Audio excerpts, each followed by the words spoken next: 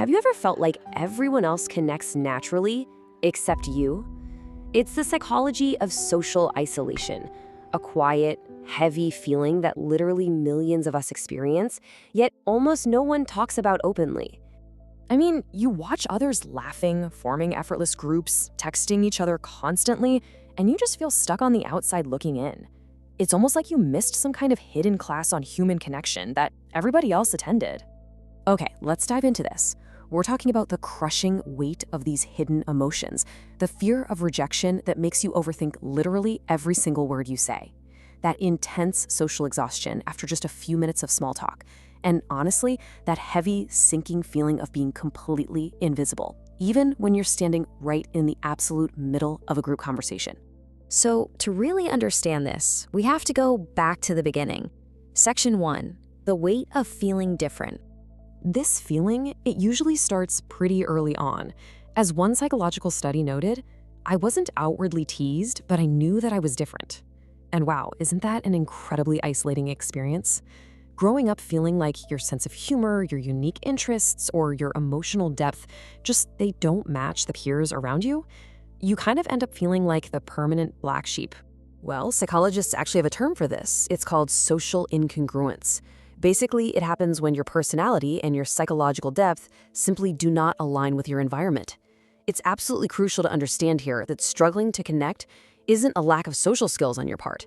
Actually, it's a painful, literal mismatch between your rich inner world and your external surroundings. Research captures the raw reality of this mismatch perfectly. I constantly feel like I don't belong. Look, trying to force yourself to fit into a mold that wasn't made for you, it takes an intense emotional toll.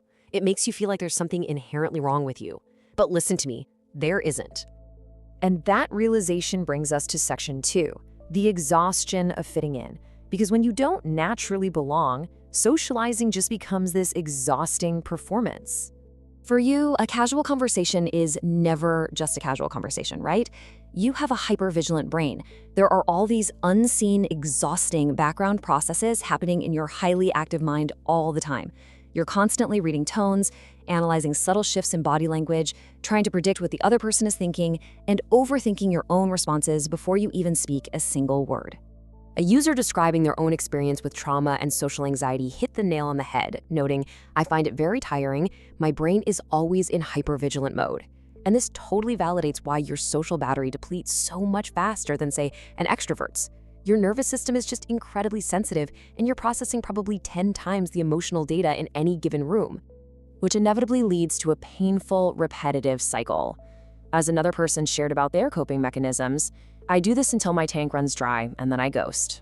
It's the agonizing reality of burying your own true emotions, pretending to agree, and forcing smiles, all just to keep things stress-free for others. Eventually, your tank just empties, leading to a complete and totally necessary social shutdown. The core conflict going on here is shallow small talk versus authentic connection. Research shows that as you become more self-aware, your brain instantly detects insincerity. Fake interactions, gossip, manipulation, they all become absolutely intolerable because your mind is literally hardwired to crave real, deep, meaningful connection. You just rather be alone than be fake. And that brings us to section 3, the invisible scars of rejection. We really have to look at the psychological defense mechanisms we form over time. Now, what's really interesting about this slide is how the fragmented face perfectly represents the invisible barriers and walls we erect after our trust is shattered. Whether it stems from childhood neglect, betrayals by friends, or emotional abuse, those scars fundamentally change how you interact with the world around you. Let's break down how this builds into what we call the protection cycle. Step 1, a betrayal of trust occurs. Step 2, your brain triggers a hyperprotective response. And step 3, social withdrawal. Your brain literally learns to prioritize absolute safety over connection. This is exactly why you hesitate, observe from a distance, and thoroughly test the waters before ever letting anyone into your life. As clinical literature on complex trauma explains, a child who grows up with no reliable human source of love is forced to adopt self-sufficiency as a survival strategy. So, your intense privacy, your secrecy, your withdrawal, these aren't character flaws, not at all.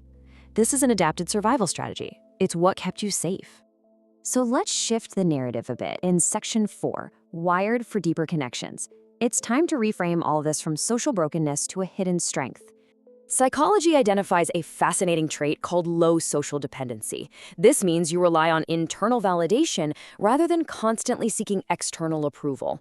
Being able to entertain yourself, process complex problems entirely alone, and find genuine comfort in your own mind, that is a profound sign of independence. It makes you incredibly strong, not cold. However, we do need to be aware of how isolation can mess with our mindset. A lonely mind creates these sort of shortcuts in thinking. For instance, you might misinterpret a friend's busy schedule not just as a simple lack of time, but as a harsh, complete rejection of you as a person. It's a distorted interpretation, completely driven by deep loneliness. So the crucial point here is this: you are not broken. Actually, you are highly self-aware. You struggle to make friends because you have a really high bar for trust and a very low tolerance for inauthenticity. You simply refuse to compromise your own peace just to fit in with a crowd that doesn't understand you anyway. Let's slow down a bit as we enter our final section, Section 5, Believing You Belong. In her TED Talk on social anxiety, Dr. Fallon Goodman highlights a really profound truth. The fear of rejection is in fact a fear of feeling that we are less than others. And honestly, so much of the struggle comes from this quiet, underlying anxiety that maybe you simply aren't smart enough, fun enough, or worthy of taking up space in someone else's life. But please remember this: loneliness is not your fault. If you've lived with a lifelong struggle to feel genuine connection, I want you to know right now that it does not define your worth. It just means your mind works differently, with more depth and sensitivity than most people even realize. Your circle is small because your depth is rare. People with rich inner worlds who think deeply and feel intensely, they rarely find friendships instantly. But when you do finally find your people, you're going to make the most loyal, incredibly genuine friend they will ever have. Because as we wrap up this explainer, I want to leave you with this final thought. Sometimes the hardest part about friendship is believing that someone could genuinely want you around.